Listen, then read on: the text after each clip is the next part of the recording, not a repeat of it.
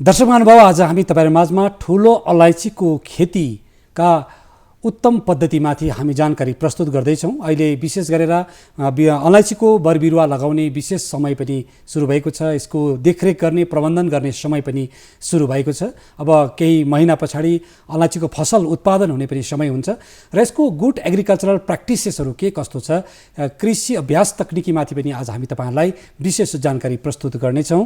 आज हामी माझ उपस्थित हुनुहुन्छ doctor S S. Bora, scientist C, ICRI spices board, regional research institute गान्तोकबाट। स्वागत, अभिवादन, नमस्कार। नमस्ते। विशेष बोरा सर, आज हामी गुड एग्रिकल्चरल प्र्याक्टिसको कुरा गर्छौँ, अघि अर्थात् राम्रो कृषि अभ्यासको कुरा गर्छौँ। के हो त राम्रो कृषि अभ्यास? जैविक आधारमा यसलाई कसरी बुझाइएको छ त? राम्रो कृषि अभ्यास यस्तो छ कि हाम्रो कृषि एवं पशुधन उसको उत्पादन तथा सुरक्षित र जो हाम्रो पनि पद्धतिगत व्यवस्था उसका मेन उद्देश्य हो कि हाम्रो मानवका स्वास्थ्य एवं र जो प्रकृतिका संरक्षण जति पनि हाम्रो पद्धति छ वो पद्धतिको राम्रो खालको एप्लाई गर्नु और हमरोको प्रोडक्सन और सस्टेनेबल भएर प्रोडक्सन, माटोको उत्पादन, धरतीको उत्पादन पनि नबिग्रियोस्, माटोको स्थिति नबिग्रियोस्, हैन, उर्वरित होस् र मानव स्वास्थ्यमा पनि कुनै विकार नहोस्, उत्पादन पनि ज्यादा वृद्धि होस् भन्ने। यो चाहिँ एउटा गुड एग्रिकल्चर प्र्याक्टिसको कुराहरू छ, हैन। सिक्किम एउटा जैविक राज्य हो सर, हैन, र जैविक राज्य भएकोले गर्दा यी प्रकारका अभ्यासहरू कतिको महत्त्वपूर्ण छन् त? सिक्किम जैविक राज्य हो। ये जो राम्रो खालको जो पद्धति गुड एग्रिकल्चर प्र्याक्टिस हो न, उसको यत्रै जरुरी छ कि अर्ग्यानिकमा जति पनि कामहरू गर्नुपर्छ उसको लागि तपाईको पद्धतिगत काम गर्नु, तपाईको सस्टेनेबल प्रोडक्सन हुन्छ। अच्छा, प्रकृतिको संरक्षण हुन्छ।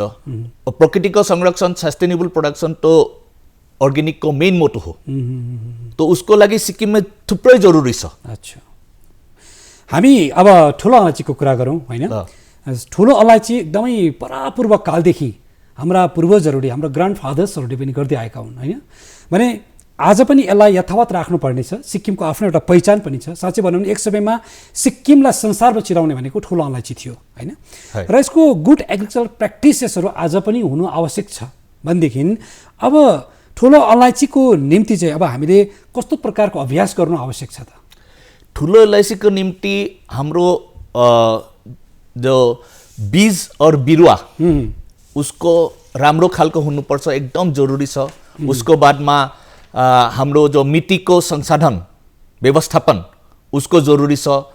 माटीको उर्वरता मेन्टेनको लागि हाम्रो खाद मल पनि दिनुपर्छ।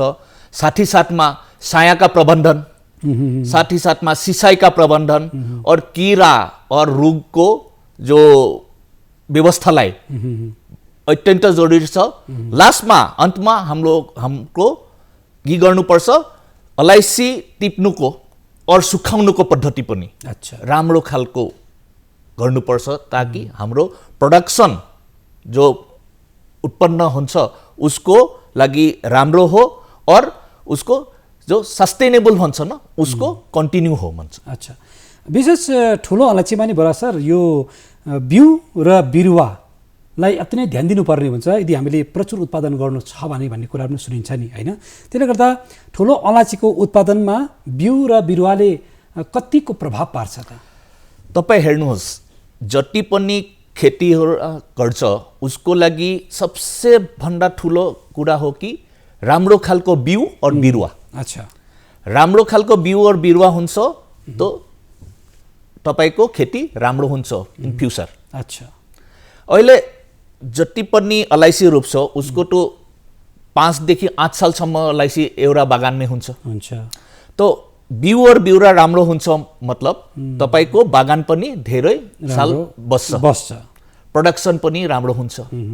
अहिले फार्मरलाई, कृषकलाई जो बिउ और बिरुवा बिमारी हुन्छ, न राम्रो प्रोडक्सन पनि भयो, यस्तो देखि लाको बिरुवा के हुन्छ कि प्रोडक्सन हुँदैन, बागान पनि बिमारी भयो जान्छ, कृषकहरूलाई नोक्सान छ न। अच्छा, तो बिउ और बिरुवा तो इम्पोर्टेन्ट छ। पहला उसको लगाउनुको टाइममा हाम्रो सुनिर्दिष्ट गर्नुपर्छ कि राम्रो खालको रोग किराहरू नहोस् बिरुवामा, एकदम और स्वस्थ बिरुवा होस्, और साथ ही साथ में उसका जो उत्पादक क्षमता होता वो क्षमता अच्छा हुनुपर्छ। अच्छा, और उसको लागि हाम्रो जो स्पाइसेस बोर्डको रिसर्च विङ छ, इन्डियन कार्डामम रिसर्च इन्स्टिट्युट भन्छ, यहाँ रिजनल रिसर्च स्टेसन छ, उहाँदेखि हाम्रो शोध गरेको 2वटा भेराइटी उच्च उत्पादनसम्म 2वटा बिरुवा भेराइटी हाम्रो रिलिज गरेको थियो। कुन चाहिँ हो? एउटा थियो आइसिआरआई सिक्किम 1, अच्छा, दूसरा आइसिआरआई सिक्किम 2। अच्छा, जो हाम्रो स्पाइसेस बोर्डको एउटा विकास डिभिजन पनि छ, डेभलपमेन्ट विङ, वो के गर्छ कि बिरुवाको राम्रो खालको डिजिज फ्री और बिमारी और रोग किराको नहोस् यस्तो बिरुवा प्रोडक्सनको लागि फार्मर्सको ओन फिल्डमा उसको लागि फाइनेन्शियल एसिस्टेन्स मतलब आर्थिक सहायता पनि गर्छ। जति नै बिउबिजन भए ठिक भए पनि माटोको उर्वरा शक्ति कम भए त्यहाँ उत्पादन बढेर जाने कुरा होइन, हैन? त माटोलाई व्यवस्थापन गर्नु अति नै आवश्यक छ, यसबारे पनि बताउनुहोस् न। माटोको व्यवस्थापन अर्ग्यानिक एग्रिकल्चरमा थुप्रै जरुरी छ। हेर्नुहोस्, सिक्किमका कन्डिसनमा सिक्किमका हिल स्टेट हो, अच्छा, जैविक राज्य पनि हो। यहाँ के हुन्छ कि माटो अमिलो हुन्छ, और सिक्किमको जो अलैँचीको लागि हाम्रो जो अमिलोपन छ वो 5 to 5.5 देखि राम्रै छ, 6 देखि ओके मतलब राम्रै हुन्छ। उसका नीचे 5.5 देखि नीचे हुन्छ मिन्स वो राम्रो हुँदैन। अच्छा, उसको लागि के गर्नुपर्छ, माटीको कि आपको शोधन गर्नुपर्छ। कसरी? तपाईको जो शोधनको निमित्त एग्रिकल्चर ल्यान्ड कृषि सुना और डोलोमाइट एप्लाई गर्नुपर्छ। वो पीएच मतलब अमिलोपनको कमाउनुको लागि घटाउनुको लागि। अच्छा, अमिलोपनको स्केल हुन्छ 0 देखि 7, 7 देखि 14। तो 6 to 7 न्यूट्रल हुन्छ। हाम्रो अलैँचीको लागि 5 to 5 राम्रै हुन्छ, 6 ओके, भेरी गुड। त्यहाँबाट बढ्यो भनेदेखि चाहिँ एसिडिटी बढ्यो, कमै देखि, अच्छा, 5 देखि कम मिन्स वो एसिडिटी हुन्छ, कम भयो पनि उसको बढाउनु पर्छ। अच्छा, तो उसको लागि कृषि सुना और डोलोमाइट उसको लगाउनको लागि यस्तै नलगाउनुहोस्। उसको लगाउनको लागि पहिला तपाईको के गर्नुपर्छ, तपाईको मिट्टीको परीक्षण गर्नुपर्छ। अच्छा, उसको व्यवस्था पनि छ सिक्किम गभर्नमेन्टमा। सिक्किम गभर्नमेन्टमा माटो सोइल टेस्ट जो सोइल टेस्ट भन्छ। तो सिक्किम गभर्नमेन्टमा हर्टिकल्चर डिपार्टमेन्टलाई केभिकेलाई उस्तो प्रबन्ध छ माटो परीक्षणको लागि। माटो लानु पर्यो प्रयोगशालामा वो परीक्षा गर्छ। गर्नुको बादमा तपाईको एसिडिटी भन्छ, और माटोमा कसरी तपाईको न्यूट्रिएन्ट जो मतलब उसको खाद वगैरह कसरी छ उसको पनि रिपोर्ट दिन्छ। उसका बेसिस पे तपाईको सुना जो कृषि सुना डोलोमाइट एप्लाई गर्न सक्छ।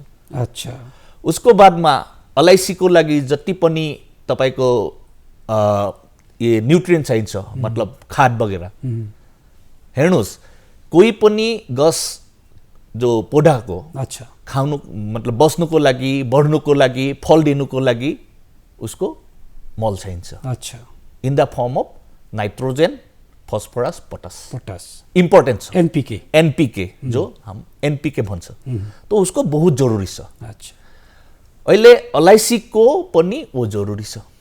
और अलैँची तो एक बार लगाउनुको बादमा 5-8 साल इभन 10 सालसम्म जान्छ। तो वो जमिन में मल नलगाउनु तो के हुन्छ कि तपाईको अलैँची तो राम्रो खालको बढ्दैन, उत्पादन घटेको छ और घटेर जान्छ। साथै साथमा बोट पनि दुब्ला हुन्छ, कमजोर भइहाल्छ। पोषण तत्व कम्ती भयो नि त। कमजोरको कारण किराहरू और रोगहरू ज्यादा भइहाल्छ। अच्छा, यो कुन समयमा हामीले यो प्रकारको डोलोमाइटहरू चुनाहरू लगाउनु पर्ने हुन्छ?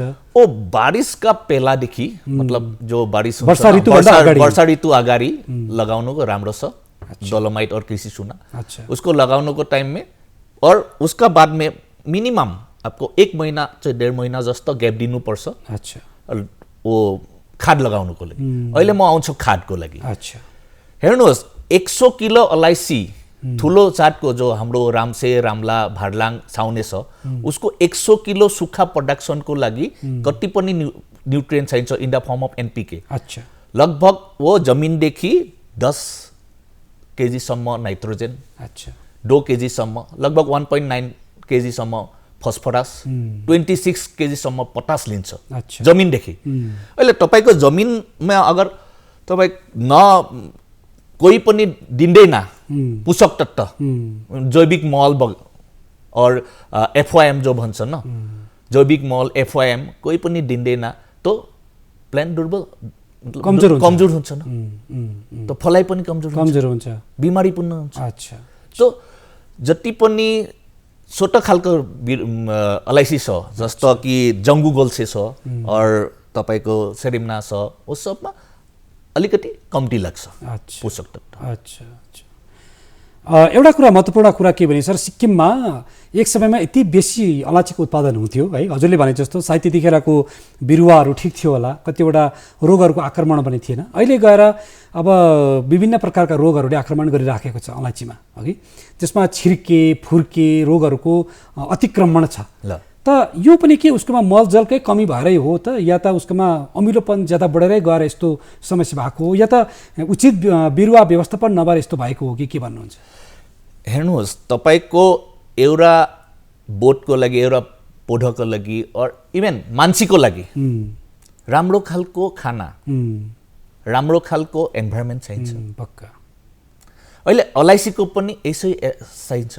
पहिला अलैँची कहाँ गरेको थियो? अच्छा, पहिला अलैँची थियो हाम्रो अलैँची बागानमा, जहाँ रुख पनि थियो, त्यहाँ छाया थियो, बारिश पनि राम्रो थियो, यत्रो गरम पनि थियो न। अहिले त पहिलादेखि गरम पनि भयो न, क्लाइमेट चेन्जको कारण। तो क्लाइमेट चेन्ज वन कारण हो। दूसरा कारण छ कि पहिला जमिनमा मल थियो, अहिले बारिशका कारण और छायामा गरेको थियो न, तो पत्थरहरू जमिनमा जान्छ, मल बनाउँछ। अहिले के हुन्छ कि जति पनि अलैँची हुन्छ कि अहिले ओपनमै आयो, ओपनमा खेतबारीतिर आयो, तो वहाँ तो पत्थर पनि छैन, तो कहाँ सेट पनि छैन, कहाँदेखि मल हुन्छ? चाहियो मल पनि छैन। और पानी, पहिला पानी तो मतलब बारिश का पानी जस्तो राम्रो खालको थियो कि सालभरि अलि आउँछ। अहिले बारिश तो ज्यादा भयो, दिन कम्ती भयो, कम्ती दिनमै ज्यादा बारिश भयो, वो राम्रो होइन अलैँचीको लागि। अलैँचीको लागि कम्ती पानी ज्यादा दिन। अच्छा, त यो त एउटा प्राकृतिक कारणले गर्दा, क्लाइमेट चेन्जको कारणले गर्दा यो समस्या जन्मिराखेको छ। यसको समाधानको पक्ष के हो त? नट ओन्ली क्लाइमेट चेन्ज, आपको जमिनमा उर्वरा शक्ति पनि हम लोगों को बढाउनु पर्छ। खादहरू प्रशस्त खाद लगाउनु पर्यो। फिर बिरुवा, म पहिलादेखि भनेको कि बिरुवा राम्रो खालको बिरुवा, स्वस्थ बिरुवा हम लोगों को हेर्नुपर्छ, लगाउनुको लागि बनाउनु पर्छ। बिमार तपाईँ भनेको कि सिर्के फुर्के, वो भाइरस बिमारी हो। भाइरस बिमारीको कोही पनि दवा छैन। त कहाँबाट आयो त यो? तो वो तो तपाईँको अलैँचीमै थियो। अच्छा, तो अलैँचीमा अगर बिमारी बिरुवा तपाईँ अपना बागानमै छोडिदिन्छ, ओदेखि फैलिन्छ। अच्छा, उसमें किरा एउटा छ, एउटा कि एफिड भन्छ, लाई किरादेखि सर्छ, और दूसरा तपाईँको बिमारी गसदेखि बिमारी गसमै फल्छ। अच्छा, तो उसको जति पनि बिमारी हुन्छ न, देख्नु मात्रै तपाईँको उठाउनु और उसको वहाँदेखि खत्म गर्नुपर्छ, नहीं तो बिमारी सर्छ। तो वो सब कारण हम लोगों को जरूरी छ कि काम गर्नुपर्छ अपना बागानमा। त बहुत राम्रो हजुरले कुरा जनाइदिनु भयो कि आजको समयमा मानिसहरूले अब पहिला जस्तो गाईबस्तु पाल्न छोडेको छ, प्रशस्त मल पनि छैन हैन, र क्लाइमेटको चेन्जको कारण पनि एउटा छ, र अन्य विविध अब त्यसमा ज्यादा म्यानेजमेन्टको पार्टमा पनि मान्छेले अल्छाइ गरेकोले गर्दा यी विविध समस्याहरू छन्। अब छिर्के फुर्के भनेको त एउटा भाइरस हो, त्यो भाइरसलाई रोक्न सक्ने उपाय पनि छैन, जसको लागि हामीले उचित प्रकारको बिरुवा र व्यवस्थापन चाहिँ गर्नु आवश्यक छ हैन। अब एउटा महत्त्वपूर्ण कुरा अलैँचीलाई दिनुपर्ने भनेको सिँचाइ हो, पानीको प्रबन्धन हुनुपर्छ। बर्खाको समयमा त प्रशस्त पानी छ, तर जब विन्टर लाग्छ नि सर, त्यतिखेर पुरा पानी सुक्छ, धरतीमा पानी पनि सुकिसकेको हुन्छ। त त्यो पानी म्यानेजमेन्ट जब मान्छेले गर्दैन तब समस्या हुने हो। सिक्किमको अवस्था कस्तो पाउनुहुन्छ र यो सिँचाइ प्रबन्धनमाथि के जानकारी दिनुहुन्छ?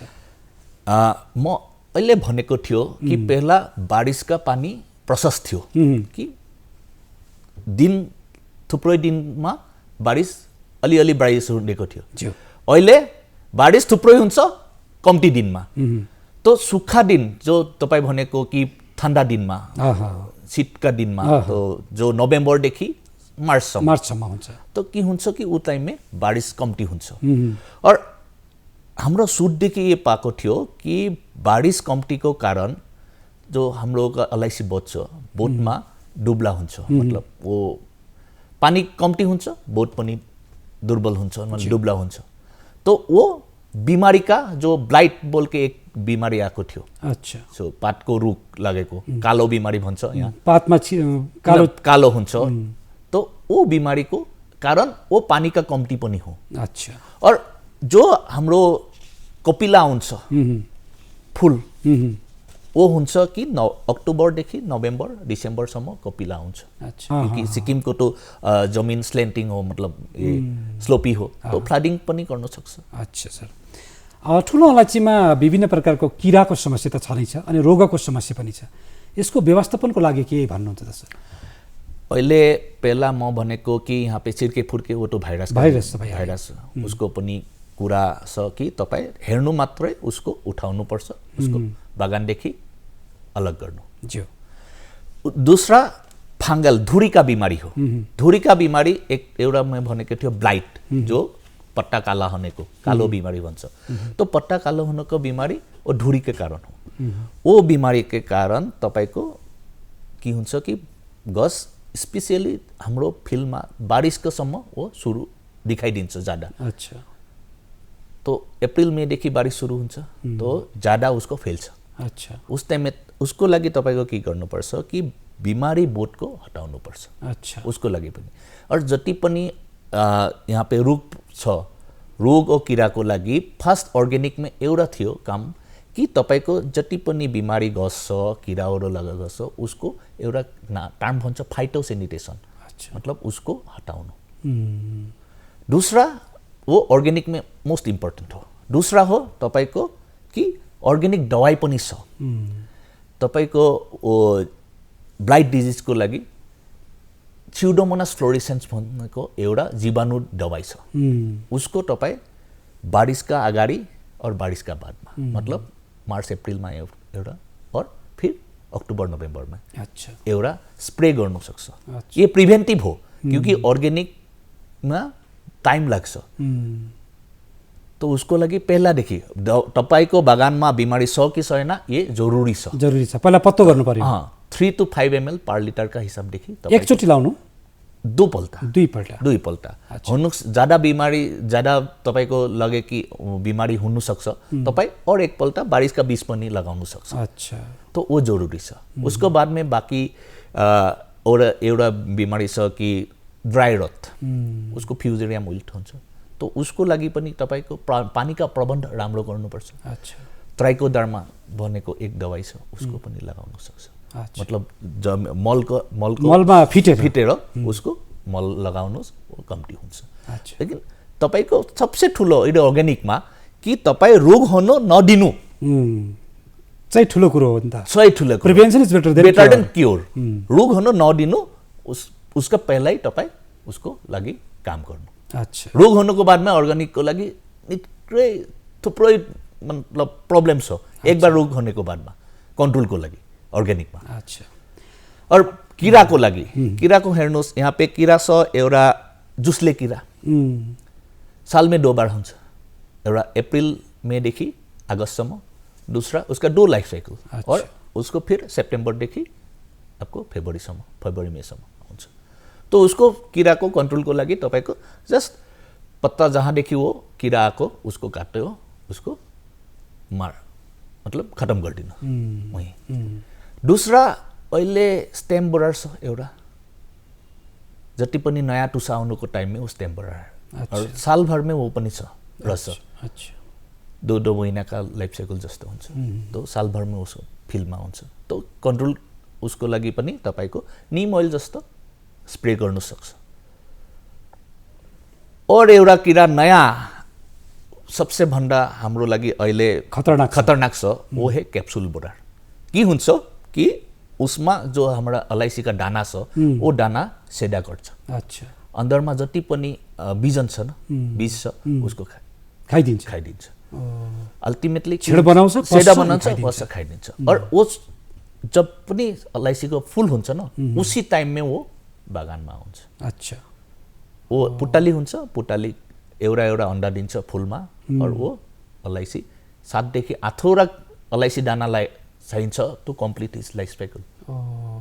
तो हेर्नुहोस् वो धीरे धीरे बढ़ रहा है, अहिले बढ्दै जान्छ। उसका हम लोग शोधन चल्छ क्योंकि उसको लागि एउटा कुरा छ उसी टाइम में बाम्बुलबी पनि आउँछ एउटा भौरा पोलिनेसनको लागि भौरा। तो दवाई पनि हामीले बहुत राम्रो खालको दवाई दिनुपर्छ, वो हेर्नुपर्छ कि भौराको प्रब्लम हुन्छ। अच्छा, तो उसको लागि शोधन अहिले हामी गर्दैछौँ। अच्छा, गत भौराले पनि केही समस्या जन्माउँदैछ? भौरा केही समस्या जन्माउँदैन। भौरा पोलिनेसनको लागि महत्त्वपूर्ण छ। वो किराको म्यानेजको लागि तपाईँ अगर दवाई हाल्छ उस टाइममा भौराको मुभमेन्ट मतलब उसको बाधित हुन्छ न। अच्छा अच्छा अच्छा अच्छा, भौराको मुभमेन्ट रेस्ट्रिक्ट हुन्छ। अब अर्को महत्त्वपूर्ण कुरा के भने अघि हजुरले भन्नुभयो नि अब अहिले मानिसहरूले पहिलाको जस्तो जङ्गलमा अलैँची लगाउने चलन हटाइसके हैन, छाया दिन छोडिसकेका छन्। सबैले आफ्नो खेत आफ्नो बारीमा अलैँची लगाउन थालेका छन्, जसको लागि छायाको प्रबन्ध हुनुपर्छ, सेड चाहिन्छ भन्ने कुराहरू गर्नुभयो। यसको लागि अहिले सिक्किममा जति पनि मानिसहरूले जुन प्रकारले खेती गर्नुभएको छ कस्तो प्रकारको छाया के दिने त उसलाई जसले गर्दा उत्पादन बढेर जाओस् त? अहिले पहिला अलैँची छाउका गछ हो, उसको एटलिस्ट 50% छाउ चाहिन्छ बढ्नको लागि, राम्रो खालको प्रोडक्सन हुनुको लागि। छाउ कम्ती हुन्छ मिन्स उसका लाइफ साइकल जो उसका प्रोडक्सन लाइफ साइकल सब घट्छ। अच्छा, तो उसको लागि इनिसियली तपाईको जति पनि छिटो बढ्नुको गछ छ अपना ठाउँमा अपना बस्तीमा जति पनि छिटो बढ्नुको खुद तपाई हेर्नुस्। उसको लागि ये होइन कि तपाईको यही रुख लगाउनु पर्छ, तपाईको हेर्नुस् अपना जग्गामा ठाउँमा जति पनि छिटो बढ्नुको गछ छ। अच्छा, जुन छिटो बढ्ने रुखहरू छ उसको तपाईको अपना बागानमै अलैँची प्लान्टेसन गरिदिनु पर्यो। कतिको डिस्टेन्समा? 10-10 फिटमा। अच्छा, सुरुवातमा। बादमा उसको जो ठुलो खालको छ साउ गछ दिने वाला उसको 20 फिटमा एटलिस्ट लगाइदिनुस्। अच्छा, गर्दा त्यो छायाको रूपमा पनि काम भयो, वृक्ष पनि बढ्यो, फ्युचरलाई काम पनि लाग्यो। अच्छा, अब सर हामी कार्यक्रमको अन्तमा पुगिसकेका छौँ। अब हामी अलैँची हार्भेस्टिङ गर्छौँ, टिपाई गर्छौँ, अनि पछि त्यसलाई सुकाउने पद्धतिको कुराहरू छ र यो सुकाउनको लागि कतिको ध्यान दिनुपर्ने हुन्छ, कतिको महत्त्वपूर्ण छ? अलैँची टिप्नुको बादमा सुकाउनुको अति महत्त्वपूर्ण छ क्योंकि कच्चा अलैँची त हामी राख्दै सक्दैन, मार्केटमा दाम पनि पाउँदैन, कच्चा अलैँचीको दाम पनि छैन। उसको सुकाउनुको बादमा उसको भन्छ कि क्युरिङ। अच्छा, तो उसको सुकाउनुको बादमा ही मार्केटमा आउँछ। तो अलैँचीको लागि सुकाउनुको पद्धति छ, यहाँका लोकल भट्टी छ जहाँ अलैँची सुकाउँछ, ज्यादा पनि मान्छे वही युज गर्छ। तो उसको सुकाउनुको टाइममा के हुन्छ कि तपाईको अलैँची ब्ल्याक कलरका आउँछ कि वो धुवाँ के कारण। अच्छा, डाइरेक्ट सुकाउँछ आगमा। तो उसको लागि के हुन्छ अलैँचीमा 1/8 चिनल जो कम्पोनेन्ट छ ओइलको वो ज़्यादा ताप तताउनुको टाइममा वो उडेर जान्छ। तो उसको क्वालिटी घट्छ। अच्छा, उसको लागि इन्डाइरेक्ट हिटिङ सिस्टम हाम्रोदेखि डेभलप गरेको थियो। अच्छा, स्पाइसेस बोर्डबाट। तो इन्डाइरेक्ट हिटिङ सिस्टम वो आइसिआरआई मोडिफाई भट्टी बन्छ, उसको इन्डाइरेक्टली उसको तताउँछ अराउन्ड 55 to 60 डिग्री।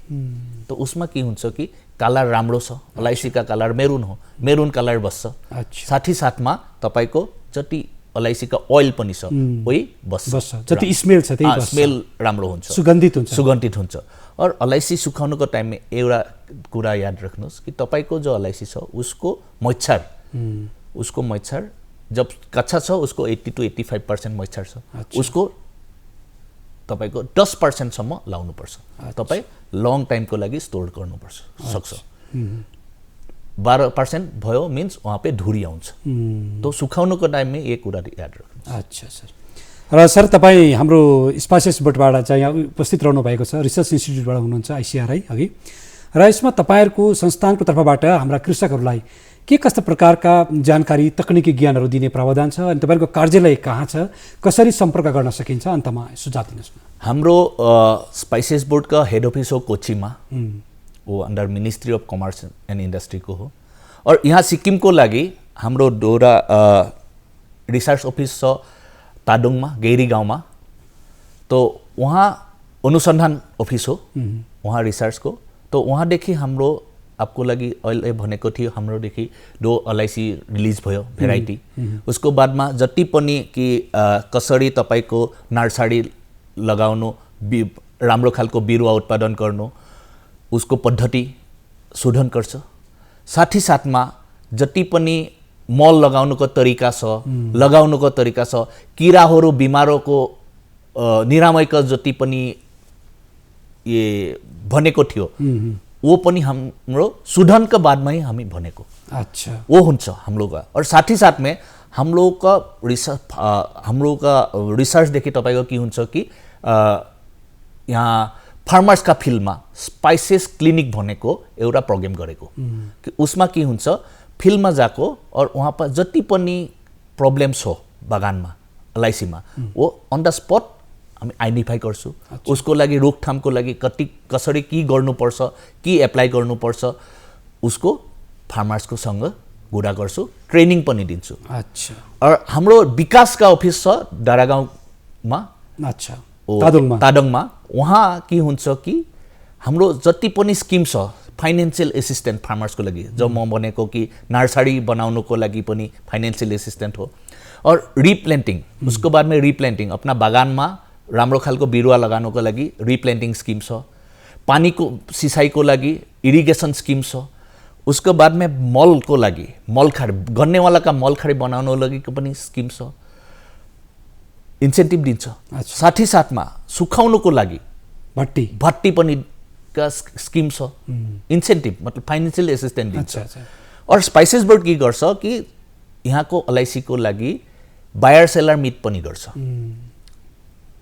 बाहिरदेखि जो पनि व्यापार बोलाएर यहाँको जो कृषकहरूलाई मिटिङ गराउँछ और ताकि राम्रो खालको दाम पाउँछ। अच्छा, त बडा राम्रो हजुरले जानकारी दिँदै हाम्रो कार्यक्रमको निर्धारित समय पुरा भएको छ। आदरणीय दर्शक महानुभाव, आज हामीले राम्रो ढङ्गले कसरी अलैँचीको उत्पादन गर्नुपर्ने, यसका के कस्ता प्रकारका तकनिकहरू छन् र अहिले विभिन्न प्रकारका रोगको कारणहरू छन्, किराका समस्याहरू छन्, माटोको उर्वरा शक्ति घट्दै गइराखेको छ, यसलाई कसरी हामीले ब्यालेन्समा सन्तुलनमा ल्याउनु पर्ने यस विषयबारे हामीलाई जानकारी प्रस्तुत गर्नुभयो। र अधिक जानकारीको लागि तपाईँहरूले स्पाइसेस बोर्डको जुन आफ्नो रिसर्च इन्स्टिट्युट छ तादोङ डाँडागाउँमा, त्यहाँ सोझै सम्पर्क गरिदिनु हुन तपाईँहरूलाई हामी आग्रह गर्दछौँ। र आज हाम्रो स्टुडियोमा आइदिनु भयो, महत्त्वपूर्ण विषयमा जानकारी दिनुभयो। फेरि पनि भेटौँ। आजलाई बिदा लियौँ सर, नमस्ते।